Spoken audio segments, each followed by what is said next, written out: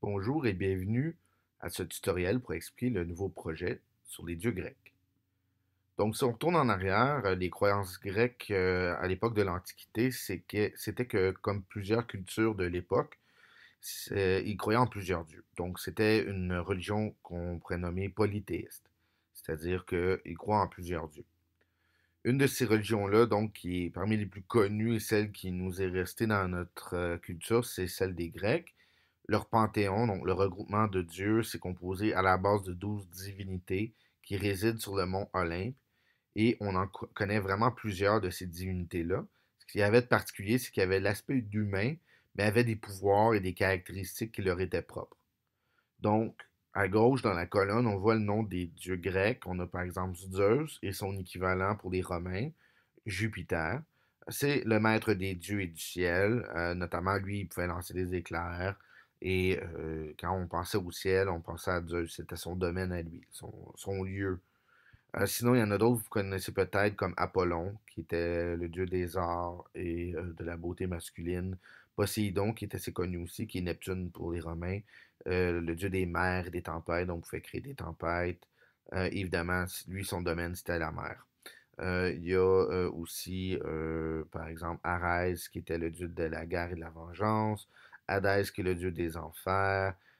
Donc, c'est des dieux que vous connaissez peut-être.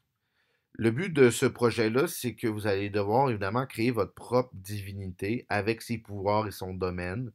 Et ce qui va être amusant là-dedans, c'est que votre divinité devrait vous ressembler, au moins au niveau du visage. Le corps et autres accessoires, c'est vraiment selon votre imagination à vous.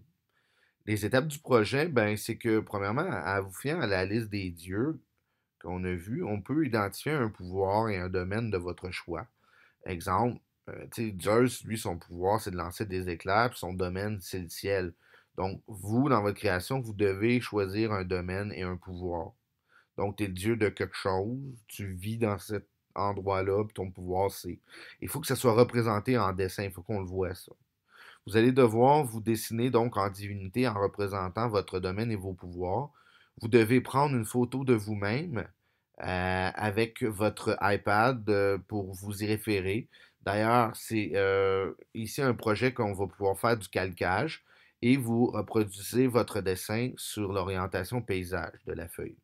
Assurez-vous de vous représenter à droite ou à gauche de la feuille et pas plus haut que les genoux pour qu'on voit bien votre corps et qu'on a assez d'espace pour faire le domaine et les pouvoirs. Puis vous devez calquer à partir d'une photo, surtout votre visage, mais aussi le contour de votre corps peut être intéressant, peut être utile. Évidemment, il faut faire le contour en charpie et colorier en crayon de bois. Pour revenir sur la photo, vous pouvez la faire imprimer ou la prendre sur votre iPad et calquer à partir de votre iPad, c'est selon vous.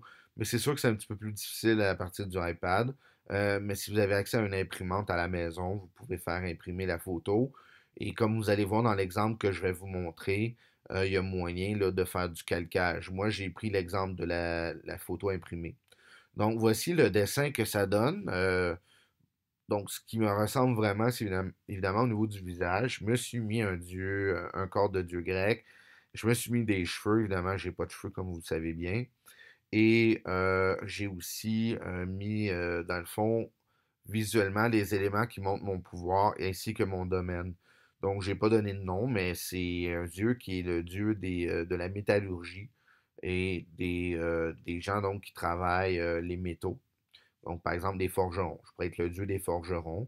Dans le fond, mes outils, mon marteau et mon enclume, c'est pour montrer, dans le fond, mes pouvoirs. Je suis capable de forger n'importe quoi. Et mon domaine, c'est une espèce de plateau volcanique parce que je peux faire fondre des métaux. Vous savez, les métaux aussi qui sont en très haute chaleur, qui sont en forme liquide, c'est très chaud. Ça ressemble à la lave, donc je trouvais que c'était approprié pour mon Dieu. Ça, c'est la photo que j'ai prise, dans le fond, pour être capable de reproduire mon corps au bon endroit. Donc, j'ai choisi à droite, en bas à droite, puis je suis à la hauteur des genoux. Donc, on voit l'ensemble de mon corps. Donc, ce que j'ai fait initialement, j'ai fait imprimer la photo. Ça peut aider, mais c'est pas obligatoire. J'ai passé par-dessus les éléments importants que je voulais reproduire. Donc, le contour de ma tête, surtout, mes yeux, mon nez, ma bouche, dans ce cas-ci, une barbe, évidemment. J'ai aussi fait le contour de mon corps. Et ça, je le fais dans le fond au Sharpie, puis je fais juste vraiment le contour et les détails importants. Parce que le reste, il faut quand même que ton imagination se laisse aller. Le but, c'est pas de se dessiner habillé comme aujourd'hui. En le faisant à la mine sur la feuille, vous allez pouvoir modifier un peu plus à votre guise votre corps, votre habillement. Mais en faisant des contours comme ça, je les fais ressortir. Ça va être plus facile quand je vais faire calquer. Et ça me permet d'identifier les éléments que je vais reproduire. Puis après ça, mon corps, je vais le modifier, comme vous avez pu voir. Si vous le faites imprimer, vous allez devoir aller sur une fenêtre comme ça, prendre votre crayon et vous calquer. C'est là que ça devient important, l'étape que j'ai fait au préalable, ou que j'ai fait les contours au Sharpie pour que ça ressorte plus. Et donc, en m'installant comme ça sur la fenêtre, j'ai mis une feuille blanche devant ce que j'avais dessiné sur la feuille, le contour, et ça me permet de faire le calcage des éléments que je veux garder, conserver et qui sont importants. Donc, le visage et le contour du corps. Par la suite, une fois que ça c'est fait, ben on peut dans le fond travailler sur le reste. Donc, ce que vous voyez là, c'est que je garde à peu près les mêmes proportions, mais je rajoute, par exemple, des muscles à mes bras. Et là, ce qui est utile, c'est que j'ai une bonne idée de la proportion de mon corps parce que j'ai fait le contour. Et là, je peux rajouter, mettons, ma toge aussi, puis d'autres détails. Aussi, si j'ai fait le contour de ma main, fait que ça, c'est bien utile parce que ma main, dans le fond, c'est comment elle était placée, entre guillemets, dans la vraie vie, hein. Je rajoute une ceinture, donc je rajoute vraiment des détails à la mine en premier. Et comme je disais, j'utilise le contour de mon corps pour m'assurer qu'au moins, même si tu te rajoutes des muscles, d'autres caractéristiques, les proportions de ton corps, tu les connais. Ça te permet de faire des détails comme les mains quand même plus précises que si tu essaies de le faire juste à main levée. Donc, on voit aussi ça, ma tête, j'ai vraiment pris ce que j'avais dessiné en calcage. C'est ça qui est le plus important, je dirais, au niveau de la similitude, que ce soit votre visage à vous, qu'on puisse vous reconnaître en tant que divinité. Parce que le corps, oui, tu sais, moi j'ai pris l'exemple qu'on fait mes proportions avec le contour que j'ai fait, mais comme vous pouvez constater, j'y apporte quand même son lot de modifications au niveau des muscles, parce que bon, en étant une divinité, bon, tu sais, je me ferai pas nécessairement une bédaine. Et c'est aussi un peu le but de l'exercice, c'est de créer une représentation, dis-je, de comment on se verrait si on était une divinité. Et c'est plutôt amusant dans le contexte. Donc, j'ai terminé ici mon personnage. Évidemment, ce qui manque, c'est le domaine et les représentations de pouvoir. Donc, je ne vais pas vous montrer tout ce que j'ai fait en termes d'étapes visuelles, mais je vous montre le résultat final.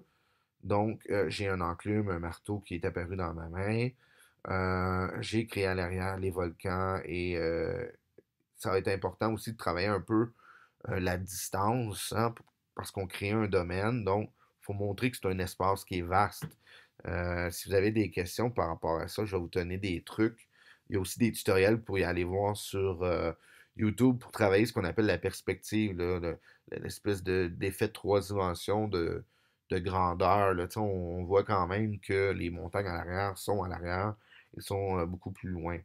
Et ici, c'est ce que ça donne quand on repasse au Sharpie. Moi, je l'ai fait au petit Sharpie. Sharpie normal, ça risque d'être un peu trop gros. Si vous n'avez pas de petit Sharpie, ça peut toujours fonctionner avec un stylo noir, mais c'est vraiment le petit Sharpie qui est plus efficace. Évidemment, on applique les couleurs avec du crayon de bois. Donc, ça donne un résultat quand même intéressant. Évidemment, on essaie d'appliquer les couleurs le mieux possible. Euh, Sans doute que des gens vont se demander comment j'ai fait l'effet de la lave.